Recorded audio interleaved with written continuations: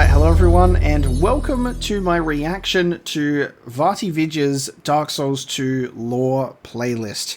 I have got everything collected in the playlist, ready to go, and we're going to start with Sin, the Slumbering Dragon, and work our way through the playlist. We already reacted to the Story Explained series, so we got the explanation on the ending, the story, the DLC ending, and the first Sin explained. So we're now going to jump into part 2 of the reactions to VaatiVidya's Prepare to Cry series for Dark Souls 2. So let's get straight into it with Sin, the Slumbering Dragon. This is the story of a dragon with poison in his heart, and it's the story of the race that discovered him, worshipped his magnificence, but ultimately perished by his side. Dragons have always been intriguing to humanity, with many believing they hold the secrets to life itself. I love dragons, that is true. This was Vendrick, king of Drangleic, and his brother Aldia. Together they experimented on dragons, in the hopes that they could learn more about their existence. Eventually, they were successful, recreating an ancient dragon with the ability to peer into the past, to view the stories of old so that they might learn from them. This is one such story. In the ancient dragon's eyrie, before the chamber with the dragon's egg, is a mural. And this is the theory that the ancient dragon was recreated. Who existed long ago, deep below the deepest depths. Legend has it that deep below the earth, behind a door locked from the inside, is a magnificent city, built for a great slumbering dragon. In a bygone age, the king in the depths built his city around this beast. This subterranean world centered around the great sanctum that housed the dragon in its depths, and was aptly named Shulva, the Sanctum City. This was a religious city, where sorceries were considered taboo, but miracles flourished as the people there were grounded in their faith. The people prayed and worshipped, and the priestesses sang to soothe the dragon in its slumber. One wonders whether a single phrase of their song ever reached the dragon's ears, but to people of faith, such questions matter not. As is common, the king had a dear queen. And the queen sang to the dragon also. That was cool. At this point in our story, you should know that the dragon has a tragic secret. Deep within him, Sin harbors a dreadful store of poison, and there will come a time where he cannot bear it any longer. Looking back, it's impossible to know whether the people knew of the poison, or even if the dragon himself knew. Perhaps the people of the city prayed, sang, and soothed out of fear that the waking of the dragon would lead to their demise. If so, this could only serve to strengthen their faith, for fear is the heart of reverence, and the people revered their magnificent sleeping beast, the center of their faith. It should come as no surprise to you that men would come to covet the dragon. To the Drakeblood Knights, fresh dragon blood was sacrosanct. They believed that by obtaining it, they could come to a true understanding of life, allowing them to transcend their own pointless existence. In a world where strength of purpose keeps one from hollowing, a belief like this isn't so strange. Led by Soyorg and his famous spear, the Drakeblood Knights lay siege to Shulva. The king of Shulva called his sanctum knights to arms, many of whom renounced their own flesh to eternally guard the sanctum from the assault of Soyorg and his Drakeblood Knights. This is so well put together, I love this. Yet soon, the day would come where the sanctum received nary a visitor. I love the editing of the story of this. The dragon slept, lulled by the queen's song. You have to wonder who sent Soyorg and his Drakeblood Knights, so look now at the crest upon the ring of Soyorg and see the truth of things. This is the crest of Drangleic. Soyorg, leader of the Drakeblood Knights and possibly of Vendrick's kingdom, cuts down the soldiers of the sanctum and kills the king in the depths. He then faces the slumbering dragon.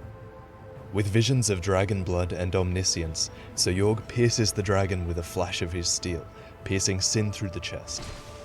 And as you can imagine, it wasn't what he was expecting.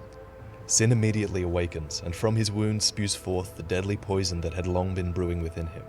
It blankets the entire city in a miasmic cloud, restoring the dragon's purity, but toppling the city. Soyorg and his Drakeblood Knights disappeared into the sanctum, and nothing more was heard of the race that discovered a dragon and worshipped its magnificence. Until now.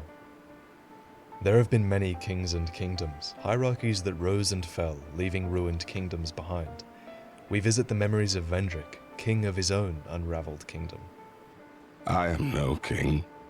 I am more fit to be a jester. I was unaware of my own blindness. We are feeble vessels, with feebler souls. We would cast aside the prop of life, only to face greater hardship. Are you another such fool? Or something more? Seeker of fire, conqueror of dark. Do you How good is that intend to link the voice? fire? How good is that You must voice? first take the throne. Prove your worth. Find the ancient crowns. Seek adversity, and they will be yours. And your wishes granted. Somewhere within the sanctum is the crown of the sunken king, the crown of a king who came before Vendrick, the crown of a king who was killed by Sir Jorg on the day that the dragon awoke. We explore the ruined sanctum, and we uncover the truths that it holds. The soldiers in the sanctum are now undead, coated with the corrosive gank poison of the squad. dragon, but still carrying out their orders to defend the sanctum. We're on our way to the gank squad. Throughout the sanctum we find open chests, which are a tribute to the grave robbers and thieves who have flocked to this place. Sin the sleeping dragon now roams his domain, sleeping lightly where he pleases. He even clears a bridge for us at one point, killing the 2 soldiers that block our path. Dragons in all the lore have always kept to themselves. They either think themselves above man or do not care for his conflicts. You have to wonder about Sin. Did he harbor malicious intent? He had poison in his heart, but when he was pierced by Jorg's spear, the poison gushed out and restored his purity. This implies he was pure before, which suggests that the poison was placed within him. But by whom? We find an answer in the sanctum, right before Sin. You forever shall rot. Alana, the squalid queen, once again sings to Sin, the slumbering dragon. After the kingdom is ruined by Sin's awakening, she remains alone. I believe Alana sang the song of poison into the dragon's heart, and was at least partly responsible for the fall of the sunken king, just like her sister Nishandra was responsible for the I fall. love that backdrop so Nothing much. explicitly confirms Alana's intentions, except the pattern that repeats itself. We are discovering that all great kings have queens that lay in wait, waiting for the right moment to strike, and it's easy to believe that the queen of the Sanctum City was partly responsible for its fall. Ilana defends her sunken kingdom with a mixture of fire, dark, and most notably, poison and filth. Her essence is that of filth and neglect. She even summons a depraved replica of the king's hand, Felstat, completing the image of a queen devoted to making a mire of the world. After we conquer Ilana, we learn who she was from her soul. Seeker of fire, I see you've subdued another foul creature. One of the father of the abyss spawn. That confounded quintessence of humanity. The abyss once had form, but then dissipated. And yet, traces of its existence endured. Each fragment, thirsting for power, spread dark with no relent. My dear Chandra was one such fragment. A feeble, tiny thing that thirsted for power more than any other, driven by insatiable lust for a worthy vessel. Wow. All queens thus far are the children of the sentient abyss that existed long ago. They are the pieces that regained form in ways that hint at humanity's true nature. They seek to be whole once again. Ilana, the queen of the Sanctum King, is a child of wrath. She's gathering souls and power from the slumbering dragon in anticipation of the coming day of vengeance. Her sister, Nishandra, the queen of Drangleic, is a child of want. The king's dear Chandra seeks the throne and the power to reshape the world that comes with it. For this, she needs a vessel. Nishandra guards the throne. Ilana guards a crown. I'm sure a third sister lies in the remains of the Old Iron King's kingdom, and we've yet to see her. It appears that the sisters are keeping the crowns and the throne warm, waiting for some day of reckoning where they avenge their father. Every king of light has had a fragment of Manus undoing their efforts from the start. Like Vendrick says, the brighter the flame, the deeper their shadow. Sin's death was a result of our desire for the crown of the sunken king, for it is now our job to gather the crowns and link the fire. We aim to be a lord of light that the previous kings weren't, and we will succeed in this. But what if we have a queen of our own? Emerald Herald, The curse our own always be at your side queen. until hope has fully withered. That is, like, I love how this is a focus on Sin the Slumbering Dragon, but by extension, it also focuses on what Vendrick has to say about Nishandra and Alana, which is so interesting. Also, the production quality of these videos compared to the very first Prepare to Cry series is like night and day. Like, I'm loving the additional shots that are being taken, like visually telling the story as he's verbally talking it through. Like, there's such an improvement there that actually, like, watching the videos are so much more engaging, but really good for the first video. So that was Sin the Slumbering Dragon, that gave us additional info on a couple of the Queens of Darkness, the Daughters of Manus, which is so cool to see. So we'll jump into the next video now, which is going to be Alon and the Iron King. A man is defined by his ambitions. Before the Iron Crown, all the young lord had was an iron will. Little known and unestablished, the lord held some power, but he wanted a kingdom to match his pride. So with ambition alone, he raised an army and threw his entire might against the kingdom of Ven. Ven was not a desirable region, but even so, the lord lost much to acquire it. He wrested this small throne from its previous ruler and became a king. This act left him enfeebled. He had sacrificed everything for this kingdom, and was Young discovering Vendrick. that ambition without That's so cool. is like a bird without wings. That's actually great. How could he hope to hold this kingdom? Ambition had inspired his subjects to action, yes, but ambition alone cannot run a country. It cannot substitute the qualities a ruler needs. The king was short-sighted, he knew little, and his story likely would have ended here. But then, from the east, a powerful warrior came, a man wielding a bewitched sword so powerful it was unknown whether he controlled the blade or whether the blade controlled him. This man was Alon. Sir Alon stands apart from the other characters in our story. The others are defined by their wants and ambitions, but Alon... I was like, I assumed that the king that we just saw, even I know that this is Alon and the Iron King, but for some reason I was like, I looked at that character and went, oh yeah, that's young Vendrick. Only because, like, the gray, I just looked at him, just like the gray hair and the crown. I just went, oh yeah, that makes sense. Because he's done, when he was talking about Sin before, he was still talking about Vendrick, and he was talking about Nishandra. So I thought there was a Vendrick connection here, but I think that must be he's putting on his young Iron King cosplay to go along with Alon, because then the Iron King goes, hey Alon, you're really cool. You're badass. Join my team.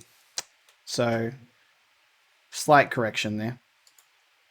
Sir Alon stands apart from the other characters in our story. The others are defined by their wants and ambitions, but Alon has none to speak of. Thus, it's impossible to say why he came to this land, or what he saw in the king. Perhaps he thought he was destined for great things, or perhaps they became like brothers. Whatever his desires, Alon decided to serve the short-sighted king. His wisdom was a light in the darkness, and the king was reborn as a powerful ruler. Nice. With wisdom Cool shot. and pride, Alon and the king did a great many things. Their rule was defined by their strength, and the kingdom was shaped by their union. The king's army was revolutionized under Alon, with the men mastering great bows and slender blades wielded in an eastern fashion. I hate The them. king, and many kings before him, found himself enraptured with fire, and all it represented. He appointed a master of pyromancy, a man named Egil, who would go on to grant fire a will of its own. Egil adored his bull-headed king, and was awarded a great ornamental minotaur helm. The minotaur, half man, half bull, would come to symbolize the stubbornness and bestial strength of the king and his kingdom, for even with Alon's counsel, the king remained short-sighted and reckless. So like a bull, he charged ahead, savoring his momentum. To sustain his country, the king sacrificed the land. Past the hunting grounds in the copse lay a place called Harvest Valley. The king exploited the land here so thoroughly that poison seeped from the earth, but it mattered not. The stubborn king persisted, adapting his workers and driving the slaves ever harder.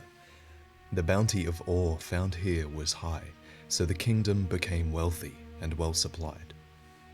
Within the valley, great relics of times long past were uncovered, kingdoms from long ago, sunken and forgotten to time.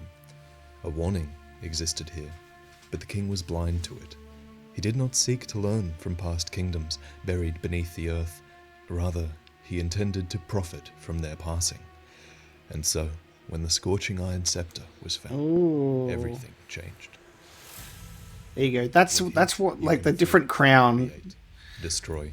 It's one of the simplest forms of It's all in the energy, different but crown. Now that's it changes the how most he useful. looks.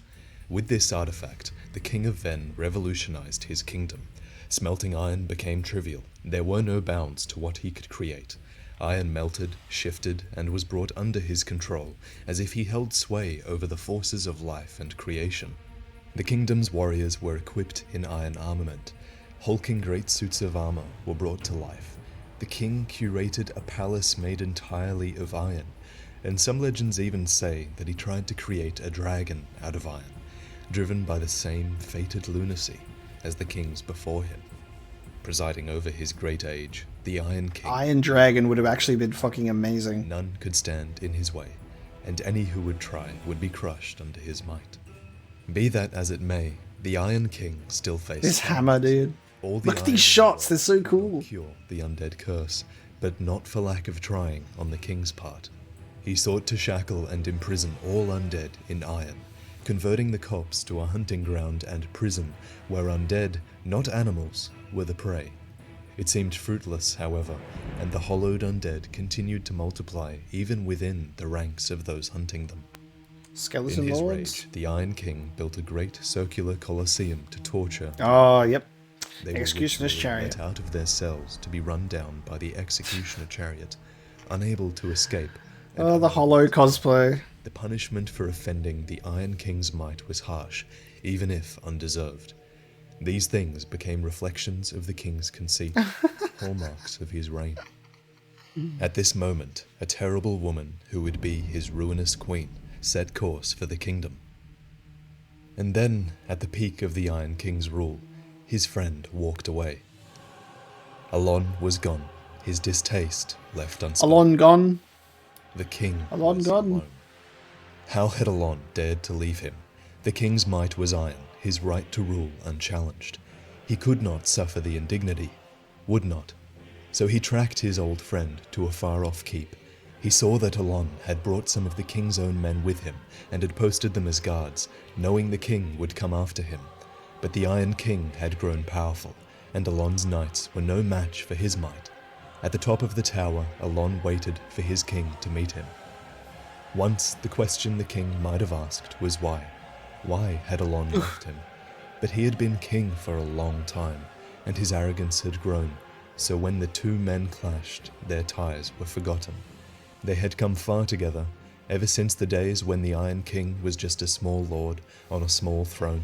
Alon had helped him become the man he was today. This is so good. I love these shots with the fight. For once, Alon would have avoided every blow, but now it was the king who overwhelmed the teacher. Alon took his own life in the end, dying with honor instead of to the king's. So that's what he does. That's what he does if you take no damage in the fight. People have pointed out. The memory That's of the nice. experience doesn't end with Alon's death, as you would expect.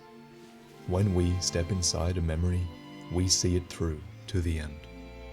The king walked into the adjacent room after Alon departed, and what he saw there would steal this memory in his mind forever. In this room, Alon had kept the king's old throne, a reminder of the king's humble origins, a keepsake from the time he had travelled to the king's land, offering his servitude and friendship to the man who would become the Iron King. The memory ends here. Nurtured properly, man's ambition allows us to take flight. On ambition's back, we reach greater heights, and kingdoms are elevated alongside the man. But if man looks back and sees not where he has been, then on which path does he travel? The Iron King had lost his way, and now he had lost a friend and mentor as well. From this point onwards, we see evidence that this event had broken the man. After Alon departed, the Iron King named his knights after Sir Alon, for they were loyal to him more than the Iron King. He took Alon's armor back to his home, enshrining it and locking it below his current, towering Iron Throne. This bonfire below the throne came to be known as Smelter Throne Bonfire. His pyromancer Egil had experimented with giving fire a will of its own, and the king had become adept at infusing suits of iron with souls. Now, towards the end of his rule, he crafted one more, a terrifying suit of black iron that would come to represent the demons he now held. It's implied he infused it with Alon's soul, for the Smelty demon boy. he created took on the combat style of his old friend, battling with inhuman leaps into the air, and the ability to infuse its sword with fire by plunging it into its belly just like Alon had done. Oh. The lore is unclear on what happens next. Some of it says that I don't know about earth that. spouted fire, with a smelter demon arising from the flames. It says that the short-sighted king was incinerated by the creature in one swing, and his castle devoured in a sea of flames. The other side of the lore says that the king hurled himself into the magma, perhaps in agony over what he had done to his friend. Yeet. Though, in the end, the Queen of Ruin arrives at the kingdom and finds no king or country. The short-sighted king had sunk below the scorching iron, and his iron rule sunk with him. Oh, wow. This is how this happens. If this video added a bit of depth to the experience you had with the game, then let me know. That's my goal here on YouTube. If you want to become a part of the small group that directly supports me, then please click the link on the screen. It'll take you to a page where you can pledge a small amount of money per month to be part of a small, engaged community of direct supporters. This means less ads for everyone, as well as a few awesome perks for donators, like getting to see videos early or being able to shape my channel going into the future. Regardless of what you donate though, thank you for watching. It means a lot, and I'll see you guys next time. So good. So good. I can see how I could easily get it mixed up when I was like, oh, that's young Vendrick. And it was all because of the crown. As soon as the crown switched to the old Iron King crown, I was like, okay, this makes sense. I see it more. And then I was like, oh, that makes sense.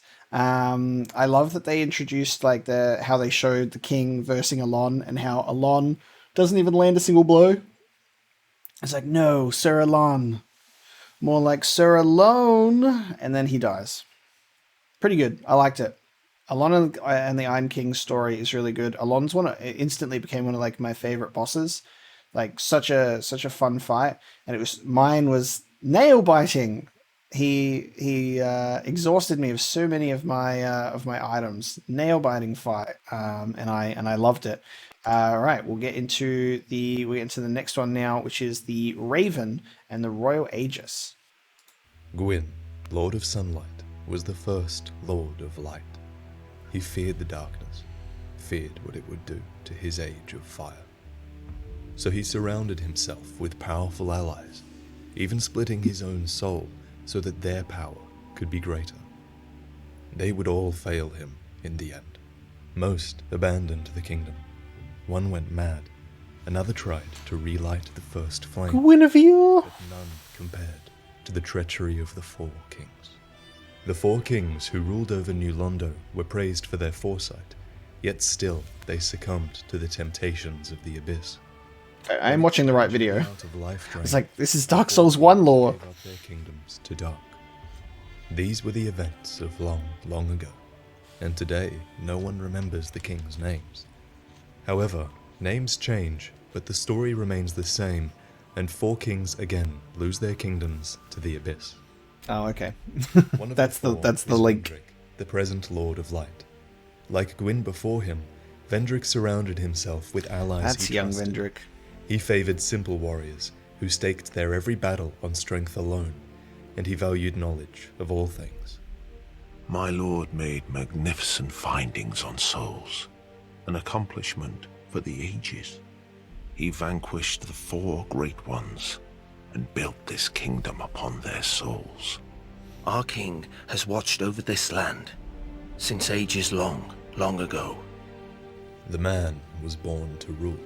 When he heard that the giants from across the sea held a threat to his kingdom, he vanquished them and claimed their strength.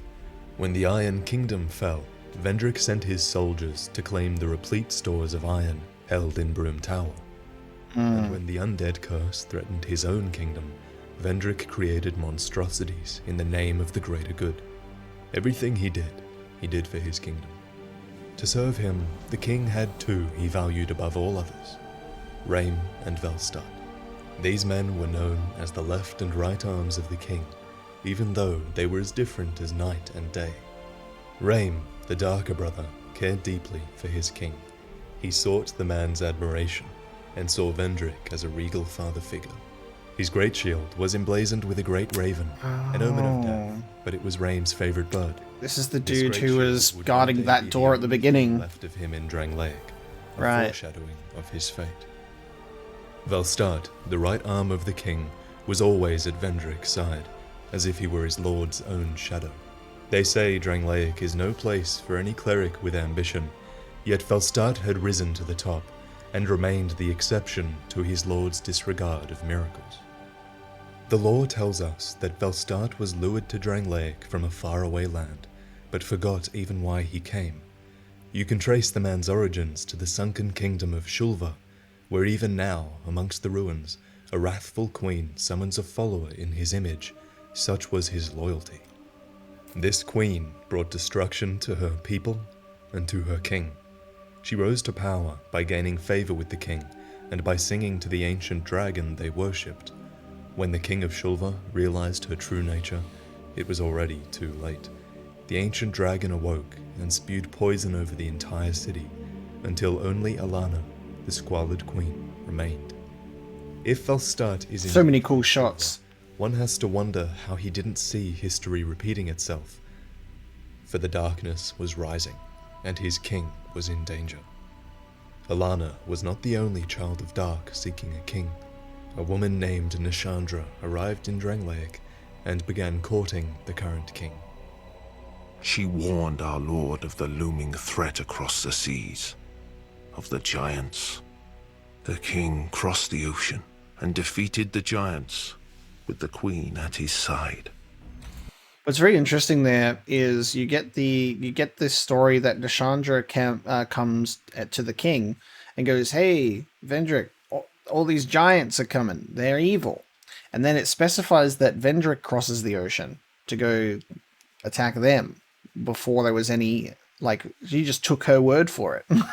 It just took her word for it. There was no better way to seduce Vendrick, and the queen knew it. He valued this kingdom above all else, and would vanquish any enemy to keep it safe. So one has to ask, were the giants ever a threat? Or were they simply a target Nishandra used to gain Vendrick's trust? Regardless, Vendrick conquered the giants' homeland and counted the battle as won. The queen brought peace to this land and to her king. A peace so deep, it was like the dark. God, the dialogue's man can be good. Judged by the So company good. he keeps, and the company Vendrick kept was loyal indeed. Velstad, the royal Aegis, would follow his king into darkness if need be. But there is a difference between loyalty to a king and loyalty to a kingdom, so only one saw Nishandra for what she truly was, while the other was blinded by faith. Rain. Rain was denounced as a traitor for speaking for his kingdom but against the king and queen. Velstad, utterly faithful towards the crown, would vanquish Rain for daring to question the monarchy, so the two arms of the king clashed, instead of facing the true threat. Nishandra had eliminated any threats to the kingdom, and had found a king blinded by love. She was perfectly poised to usurp the throne, and Rain saw it. The king's tragic flaw was his pride, and Velstart's flaw was his mindless faith.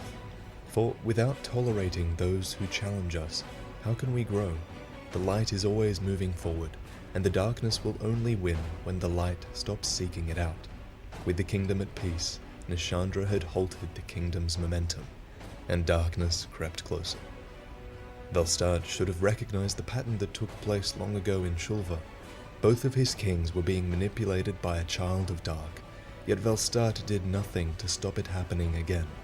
His faith in his king was absolute, the truth irrelevant. The king valued strength and loyalty, and both were on display here. Velstart fought for his king, Raim for the fate of his kingdom. Both were loyal, both were powerful. Oh, Yet Velstart... the back smash for victory. Raim was not killed for his treason. He was exiled. His strength had not been enough, so he left the kingdom in search of greater strength. He would never return. He had learned that being right is meaningless without power to back it up. Anyone could see that the kingdom was deteriorating under Nishandra's rule, yet Velstart's faith had overpowered the truth. Velstart had come from a kingdom where a dark queen remained, so perhaps Raim set out to check if other kingdoms had suffered the same fate. So it was that he found himself in Broom Tower, a place that had once belonged to the Iron King before his fall. It was common knowledge that the Iron King had taken no queen, so what Raim found there must have chilled him and confirmed his fears about Nishandra. The entire tower had been enveloped by a black fog. It repelled any who came close, haunting suits of armor and fighting off any soldiers who attempted to enter. However, Raim was not most soldiers. A stalwart warrior, Raim had the ability to expunge the black fog. He was strong, and tracked the black fog to its source at the base of the tower. This is pretty tragic. Amongst the remnants of a past kingdom covered in ash, Because we know what happens here. Ashen Maiden. Nadalia arrived at this tower seeking a king, but was too late. The king she sought had already sunk below the molten iron, and his rule had passed. Dispirited, this child of dark made Broom Tower her home. In the place she might have ruled alongside her king. Perhaps Raim's original intent was to banish Nadalia, the Dark Queen of Broom Tower. If he could do this, then he could return with proof to his kingdom and make his king see the truth. At some point after entering Broom Tower, though, this changed. Just like Raim, Nadalia was deprived of a king and kingdom. Perhaps they found some mutuality in this, for Raim decided to trust The this Fume child, Knight. allowing her to cling to his sword in her miasmic form. Wow. Raim was reborn, granted true purpose under a newfound mother, rather than a regal father. Which begs the question, could such a queen be evil, or was Raim another victim of a Dark Queen's manipulation?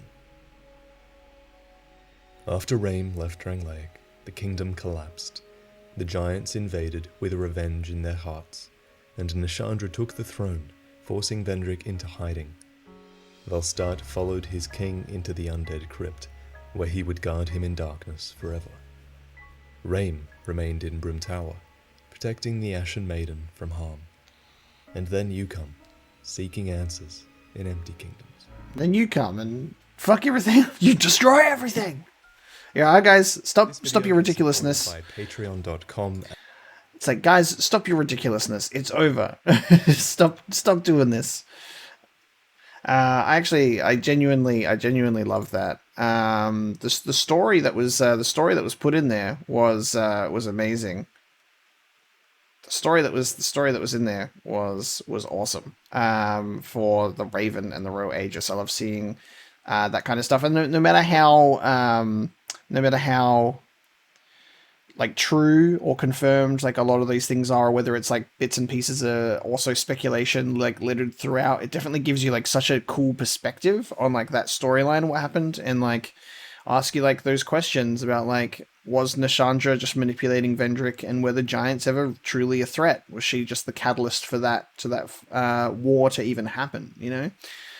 All right. Well, that's the Raven and the Royal Aegis. The next one we jump into is the Ivory King. Also, I have not watched this video yet, and I have not watched this one yet. Obviously, I had to open it up in a playlist and go through them all. I needed to collect them all together, so I haven't actually watched it yet. Sometimes this is very inaccurate. We will watch the Ivory King and then Lucatiel.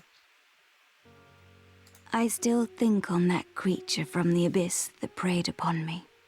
My faculties were far from lucid, but I quite clearly sensed certain emotions.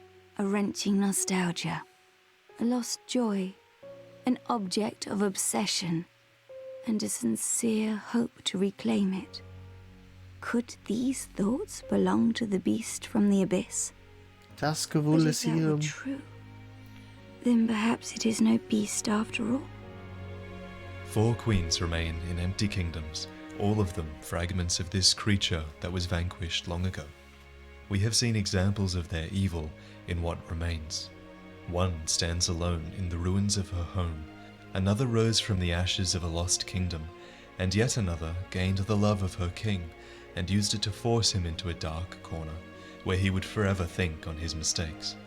But you will hear the tale of a 4th queen before the end of this story, and she will make you question everything that you have previously held true. Alsana, Queen of the Ivory King, also stands alone in an empty kingdom. You, approaching the Lois, turn back. This dead city has nothing to offer. Go back. Do not seek the old chaos, nor its twisted flame. Why do we build walls? Well, there are 2 reasons. The first is more common. It's to protect something precious. But the second is much more rare and much more terrifying. It's to keep something from getting out. The walls of Aleum Lois are those second kind of walls. The city is a Pandora's box, built to contain one of the most ancient evils the world ever knew, the Chaos. The Chaos did not always exist. It was born of fear and desperation long ago in the Age of Lords. Theirs was the earliest civilization, built upon the first flame ever to be. 4 powerful beings derived their strength from this flame, for it gave them souls. 1 soul of dark, 1 of light, a soul of death, and a soul of life. Inevitably, this first flame began to dwindle, and so too did the Lords. The Witch of Izalith, with great power over flame, thought to focus the power of her life soul to create a new flame, a second flame that could replace the first, so that their age would not end. Oh So god. the witch and her daughters initiated this ritual. The but bed of something went chaos. wrong. The flame she created was too powerful, and she failed to control it. This was the birth of chaos. The witch and her sisters were either killed or malformed, and the witch herself became the bed of all chaos, deep below Izalith, a city lost to the twisted flame. Countless demons spewed forth from the inextinguishable chaos, infesting Izalith until the land was overrun. Lifetimes later, the bed of What a chaos fight. would be defeated, but not destroyed. And after Little the bitch rise bug. and fall of many civilizations, the chaos rose again, in the country of Ferossa, on a barren plain where Aleum Lois was to be built. I was wondering if he was gonna point out the chaos, like the bug being associated with the lost sinner as well, and going into like the eye. But I guess they're focusing on the old chaos and like chaos, the flame tying into, but like beneath Aleum Lois instead. But who knows? It could still come in the video. Lois was to be built. The Ferossans were the ones who dealt with the chaos, for it had erupted on their land. Ferossans are famed for their god of war, valuing valor and combat prowess. Notable men of Ferossa were shieldless Lethian, who grew tired of the frailty of human foes and set off to slay dragons. There was Vengal, the mad beast of the battlefield, who claimed the heads of countless enemies, and there were the Ferossan Lion Knights, feared for their nimble two-handed swordplay. But the highest-ranking knight, and the most famed of them all, was the Ivory King of Ferossa. After taking his crown, they say he was the first to swing his sword in times of need, be it for his homeland or for his people. And his sword was required far to the north, for the old chaos had resurfaced there once more. This land is barren, cursed by the old chaos. It Hey, gave birth to atrocities. not those things. And the people fled in fear. And Oh, what a cool camera shot. I love how this works. I love how this is put together. His soul and his Lois Knights, the Ivory King fought back the chaos. When it was contained, they built a Ooh, Lois, I haven't been into that area. vast rampart city. Golems patrolled the walls, given life by the Ivory King, and they were charged with the containment of the creatures of the chaos within. A cult of priestesses was formed, who devoted themselves to a ritual that appeased the ancient flame. The king himself erected his throne at the very entrance to chaos, for he wished to serve as the first line of defense. Any creature of chaos that threatened his city would have to pass him first, and the Wow. king would not falter. It was here, in Eleam Lois, that the Ivory King took a queen, Alsana. It appears she was a woman of great power, for she possessed the same talent as the priestesses did, and she quelled the chaos flame below. Together, in a city cut off from the rest of the world, and facing constant peril, they were wed, and they stood together despite the hardship. Like the other queens before her, Okay. Alsana was born of dark. She wed her king out of selfishness, for she saw that the king of Ferosa was strong, and intended to find safety by his side. Every queen, First, the Ivory King loved her every queen in this game just wants to marry a king for selfish reasons. against the flames of chaos. Two ancient evils weighed upon the king, one in front of him and one at his side, but even so he weathered them both, for himself and for his people. There is evidence that having a child of dark by his side weighed upon the king.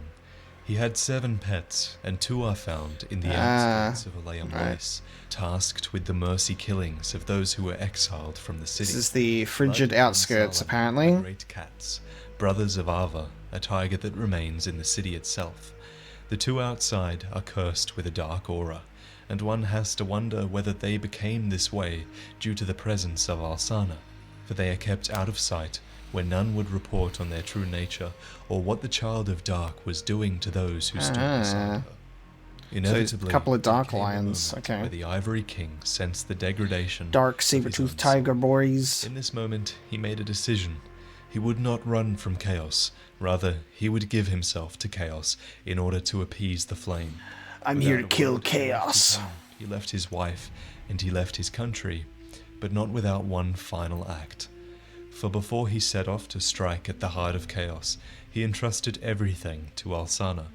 Upon his parting, he handed her Eleam Lois, the city, and a ceremonial blade by its namesake.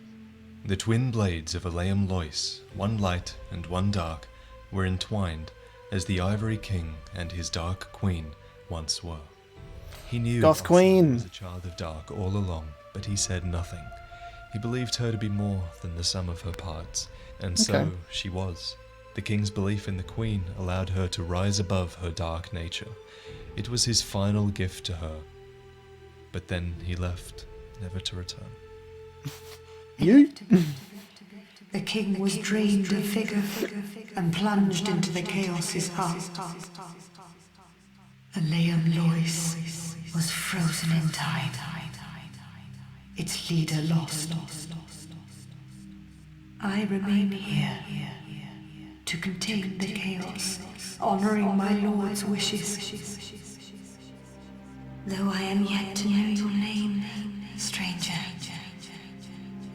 will you lend me your strength? I have but one wish. That my dear lord might be freed from that unspeakable chaos. Many of Eleam Lois's faithful knights followed their lord into the chaos. The king's dutiful subjects waited But patiently some did for not. his coming. But it was too long a wait to bear. The knights reborn will follow your word. The path to chaos is now open. And please, do all you can. Chaos claimed the Ivory King, and many knights of Lois. Many were burned along with their lord, and to this day they burn in agony alongside their once proud king, This is so traumatic to look at. I'm getting PTSD. Even No. compatriots, but those who survived fight with us now, commanded to strike down their former comrades and their own king. Their sacrifice is total, and they freeze the portals so that we may face Chaos's new champion. What makes a king? Some say that it is birthright, while others call it destiny. Perhaps it is not important, as long as the king's name serves to unite his people. The Ivory King was the greatest king we have seen so far. His sacrifice saved the world from chaos, and he was not changed by the Child of Dark at his side. He's just letting the teammate just get Despite her wrecked. fearful nature, and watches over chaos out of respect for her lord, such was his influence over her. For Such a Ulster, badass fight, the though. Ivory King's soul from the grip of chaos. You've granted my one wish. My dear lord has departed. Now, I have no regrets. I was born amidst the dark. Long ago, in the depths of the abyss, my father perished. The dark shattered into tiny pieces. Actually so cool. It's actually so cool. It's actually so cool that when, like, we destroyed Manus, like, bits and pieces were then reformed, like, so much time later into, like, these, all these different queens. It's like, it's a super interesting way to, like, see how, like, there are consequences for actions, like, indirectly. Like, you might have destroyed the evil of the abyss, but it has then caused a different kind of evil much later. It's very interesting. How frightened I was. But I think that's so cool. A frail thing, born from but a splinter of dark.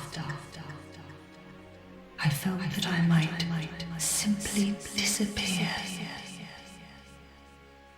I am, in fact, the incarnation of my father's fears. I saw that the king of this land was strong. I sought him only to sustain myself, to smother my fears.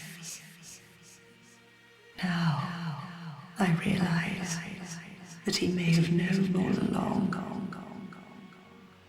I was born of fear, and my Lord provided comfort.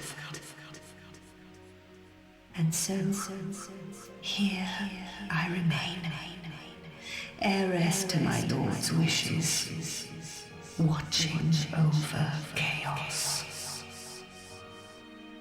until the end of time. My father, once human, succumbed to dark, and later set in motion its raging advance. The dark wanders, guided by its thirst for souls. But perhaps man is no different.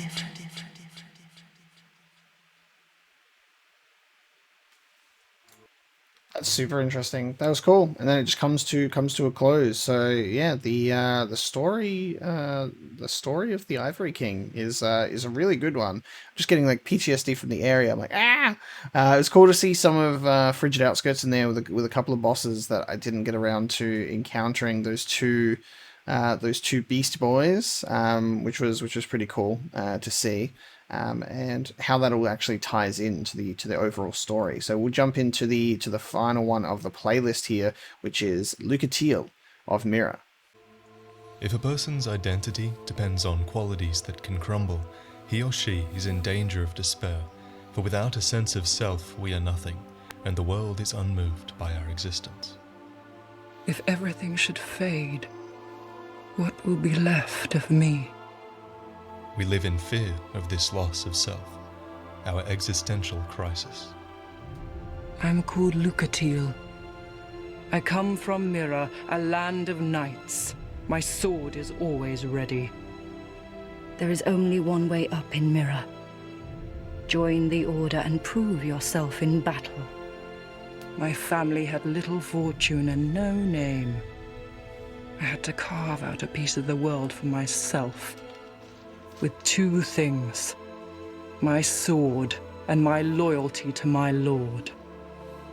I was raised to wield a sword from birth. Life was hard, but I never gave it a second thought. I had swift success on the battlefield and quickly attained respectable stature. And then I came here to... Who are you? We came to Drang Lake seeking answers. Our flesh, like many others of humanity, is branded with the dark sign of the undead. While marked, an undead's memory of their humanity will fade, until only a hollow husk remains. Undeath robs us of our past, and in doing so, it robs us of our fate. Lucatil was marked, and she bears it with shame, for it forced her out of her homeland. What a cool transition. The appearance of this curse and those who bear it has been met with fear and hatred. The King of Iron bound the undead in chains and tortured them endlessly. The current King of Light did much the same, sending them to an inescapable Bastille. It is not so strange to think that the land of Mira would have reacted in much the same manner, damning Lucatil if it was ever discovered what she had become. Have you heard of the undead? These poor souls affected by the curse. An undead gradually loses his humanity until his wits degrade completely. I love the putting a tattoo on the face to get like the Lucatil cosplay right. It's so good. Lucatil, I'm glad that he is doing, because it's like, it seems that the Prepare to Cry series was focused on DLC related things, and then Lucatil gets like an additional like a video over everybody else, and I think that's like totally understandable, because like Lucatil is probably like my favorite NPC of Dark Souls 2. Like, we run into her more often than anyone else, and actually sympathized with her story, and it was quite tragic. So it is like, Lucatil is a perfect Prepare to Cry example, with like her story of like when she removes her mask as well, and we see like the hollowing taking place with the curse, and like her forgetting who she is, and that like very much like is so tightly wound with like the lore surrounding Dark Souls 2 specifically, with like the curse and everything. So I really like that we're getting into a Lucatil video. I did just want to interject that the cosplay is super smart as well with the tattoo. It's as close as you can get to the having a half cursed face. Finally, he turns hollow and preys upon others. And a hollow can never be human again. One can skirt this wicked fate only with the help of the souls found here. Assuming, of course, that the legends are true. I can only hope that they are. The mask hides Lucatil's shame. It is said that Drang Lake holds the souls that can cure the curse. Many adventurers rose to the call, some driven by greed, others by desperation. For Lucatil, Drang Lake holds salvation. I found my thoughts growing hazy. My memories are fading, oldest first. The curse is doing its work upon me. I am frightened. Terribly so. If everything should fade, what will be left of me? Existential despair. Yeah. The curse took her knighthood, the thing she devoted her life to. Lucatil's self was based on her prowess as a knight and her loyalty to her lord. Forced to leave for Drang Lake, what does she have left? She will lose herself, given time. She will lose that which made her. She got grabbed by the hand. You She barely remembers us at this point. are very scattered. What is this curse? The question rings in my mind, but I haven't the focus to answer it. Loss frightens me no end. Loss of memory, loss of self, If I were told that by killing you I would be freed of this curse, then I would draw my sword without hesitation. I don't want to die. I want to exist. I would sacrifice anything at all for this. It shames me, but it is the truth. Sometimes I feel obsessed with this insignificant thing called self. Even so, I am compelled to preserve it. Am I wrong to feel so? Surely you do the same in my shoes. Maybe we're all cursed from the moment we're born. All of us face this same despair. Cursed or not, there is no meaning in the world beyond what meaning we give it. Despite this, we seek meaning, for a life free of purpose simply means that we are able to imprint our own. We are all a product of our past, and this shapes our future. But an undead is doomed to lose his past, and thus fated to be robbed of his future. Lucatiel has one hope, to find her past and recover who she was. She was so close too. She was right in front of him. Defense together. He became the most decorated swordsman in all of Mirror. I never even compared to him. In fact, I never beat him. Not once.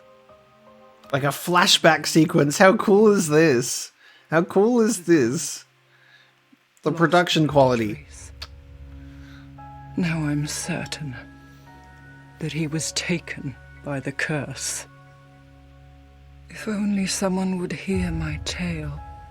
You were right there, My brother Lucatiel. must have come here, too. Yeah. Soon I may forget even about him. An undead gradually loses his humanity until his wits degrade completely. Finally, he turns hollow and preys upon others. You... Lucatiel. What's become of you? Oh, my dear brother. I won't die in this foul place.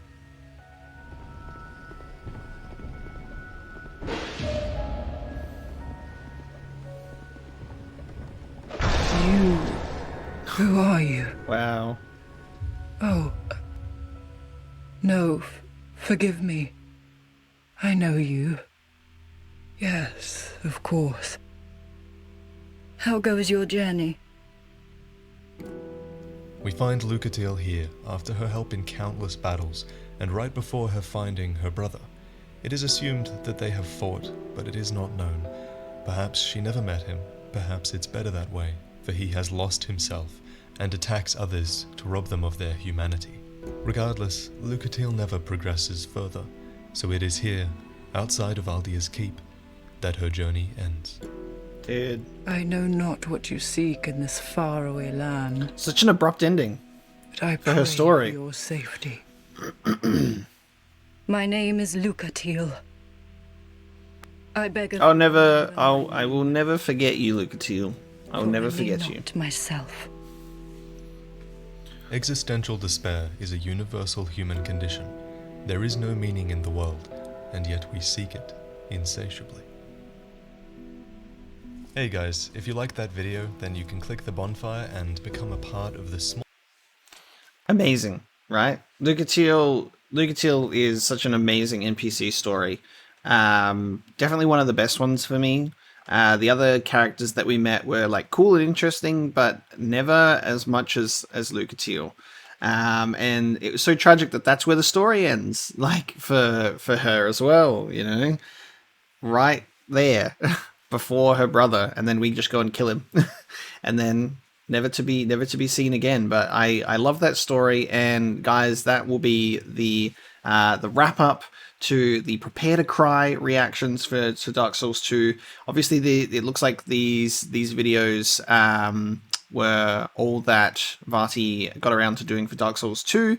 So it's less than Dark Souls 1, but I'm sure that they're, given the amount of passion surrounding Dark Souls 3, that there is probably a good amount of lore to divulge when we get around to it. Dark Souls 3, you know, as we all know, is a playthrough that will be upcoming on the channel shortly. So obviously after we complete that playthrough, we'll get around to some lore reactions for that as well. So guys, thank you so much for watching. I hope you enjoyed the reactions to VaatiVidya's lore and story explained in the previous reaction video, and stay tuned for Dark Souls 3. Thanks for watching.